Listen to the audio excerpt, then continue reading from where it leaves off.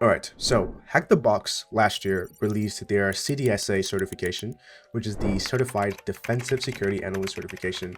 And they were very kind enough to give me access to this course last year for a review, to kind of take it and just kind of see what it's all about. I have not been able to finish this course, right? And this is because I've been really focused on work, right? And the work I do right now doesn't really align with the curriculum within Hack the Box stuff. Now, my past life it did, but I no longer work as a SOC analyst, or I no longer really work in like a Windows environment. Like what I do is a very specific kind of like security, but I still like doing these certifications and trainings, and I really appreciate opportunities for them because they give me a pulse of like what is available out there for beginners getting into cybersecurity, especially those who want to get into security operations. And it kind of helps me get a feel for who is providing quality content out there, who's providing quality courses at an affordable price out there, right?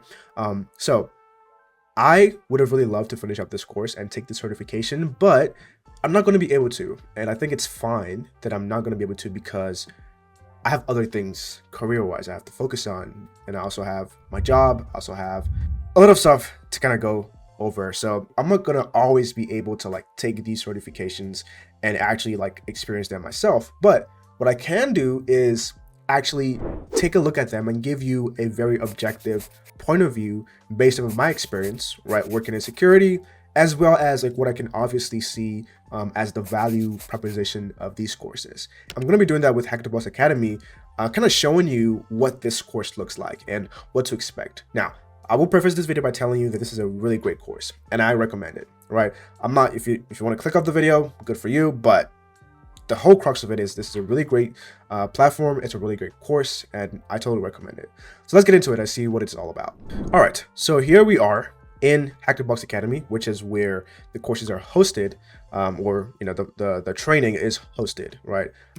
Essentially, this is the SOC analyst path, and it's the SOC analyst path that essentially covers all of the various modules you need to cover for the HackTheBox Certified Defensive Security Analyst certification.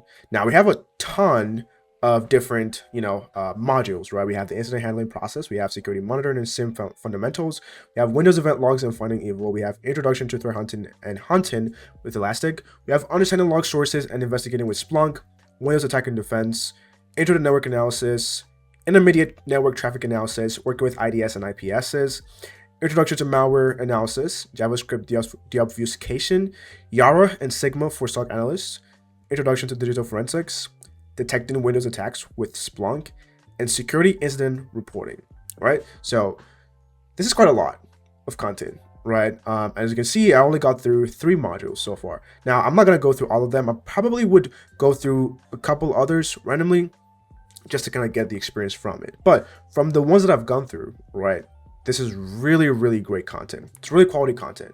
And I don't want to show you details within it that I'm not allowed to because it's a paid platform and it's a paid training. So I don't want to risk that. So what I'm going to do is I'm going to go back to HackTheBox website and show you essentially what these modules are all about. So let's go to HackTheBox CDSA and let's do this. This is where you can see like the details about the related job role path. So first we have the incident handling process. So this one essentially kind of gives you a strategic overview of incident handling in security, right? So essentially everything from handling an incident from the very early stage of detecting the suspicious event to confirming a compromise and then responding to that. That's the incident handling process. And they start with that because, whether you're a SOC analyst or incident responder, a lot of what you'll be doing will be responding to stuff, right? Analyzing stuff and then responding to it. Now, junior SOC analysts might not be responding. They might just be analyzing and then sending it off to a senior analyst or a responder to like respond, triage, and, kind of contain, eradicate, and recover. But you're probably going to be doing some responding of some sort. Next, we have security monitoring and SIEM fundamentals. So this is where you go over all the Splunk stuff, the and the Elastic Stack, right? Now, those are two of the most popular SIEMs in the cybersecurity industry, right? A lot of places use Splunk. Matter of fact, I made a couple videos about Splunk a few weeks back, so definitely go check out those videos if you want to learn how to pass the Splunk Power user and the Splunk Core user. But these are skills that, you know, every single security analyst should kind of have a general understanding of, right? Investigating within Splunk, right? Investigating within a SIEM, not specifically Splunk. And I like that they kind of show you like tier 1 and tier 2. The incident handling process is more strategic, right? To kind of have an understanding of, which is kind of what you'd be doing at a tier 1. Next, we have Windows event logs and finding evil. There's no doubt that Windows systems or Windows environments are the most popular environments all over the world. Windows dominates the personal computer market all over the world, right? I know we have Linux, we have Mac, but Windows is the winner, right? Whether it's like for personal use or even for enterprise use, right?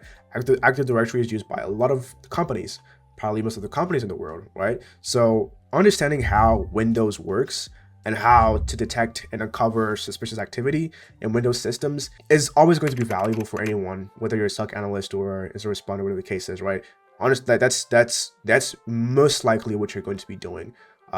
You probably are going to be dealing with like an Active Directory environment. And I went through a couple of modules here, and this is really good stuff. It's not like you're, you know, it has the basics and foundations and stuff like that, but it goes into really specific kinds of attacks and ways of detecting those things, which, you know, will be really good to know. Whether early in your career or somewhere in the middle of your career, tier 1 or tier 2. Next, we have threat hunting with Elastic. Again, you know, like I said, Elastic is, you know, one of those popular SIEMs in cybersecurity. And it looks like this one also digs a bit deeper into cyber threat intelligence, essentially expanding on like different types of threat intelligence, and also how to effectively interpret a threat intelligence report. Now, let's dwell on this a little bit. A lot of times, whether you're an analyst or a detection engineer or responder, whatever the case is, you're going to be getting a threat intel report, like, oh, you know, maybe like recorded future or I don't know, anomaly or whatever intelligence platform out there kind of sends you a report about, oh, this is what adversaries are doing in the commercial space or doing in the financial space or they're doing in the transportation space or the e-commerce space or in the music industry or in the aviation industry, right? Those reports kind of give you an idea of like what is happening with your other peers in the industry, like industry wise, like, you know, company wise. And it kind of helps you model the behaviors of an attacker, right? Especially with targeting specific industries or targeting specific environments or using specific techniques that might be related to how your environment is, right? So understanding how those reports work and being able to like properly disseminate the information in the reports and then use that as information to build out a detection, which you would do as a detection engineer, but as an analyst or a responder, kind of use that to investigate or hunt is super important because you need to be able to kind of see like, okay, how do I translate like this into our environment and what we have telemetry wise and try to see if I can investigate or hunt for specific indicators of compromise or even behaviors, right? Because sometimes what you have is, you know, very atomic IOCs, IP addresses, hashes, all of that, but not all the time. Sometimes you have behaviors or behavior-based indicators of compromise where it's like, oh, the attacker does this, and this. So how do you translate that in that report, that PDF that you get into a hunt, into an investigation, right? So that is a super important skill set to have. Next, we have understanding log sources and investigating with Splunk. I think this is still very much in line with what we just talked about. And I like the very specific mention here about we will learn to investigate with Splunk as a SIEM tool and develop TTP-driven and analytics-driven SPL searches for enhanced threat detection and response. Now, this essentially falls back to what I just talked about, right? Behavior-based investigations or detections, right? And that's, you know, essentially TTPs, tactics, techniques, and procedures. Essentially, how do we take these behaviors we're seeing, these tactics, these techniques? Well, you know, a tactic of persistence, okay, persistence via, you know, registry manipulation, and then procedure being XYZ command line or XYZ command or XYZ behavior, right? How do we take this thing we're seeing in the report and actually translate that into a search that we can use for detection, response, hunting, whatever the case is. Next, we have Windows attack and defense. We already talked about that. Intro to network analysis. This is also super important. Working with IDS and IPS. Introduction to malware analysis. JavaScript deobfuscation. Yara and Sigma for SOC analysts. This is a good one. introduction to digital forensics. This one is packed with a ton of like digital forensics knowledge, which is really great. And then we got detecting attacks, Windows attack within Splunk, and then security incident reporting.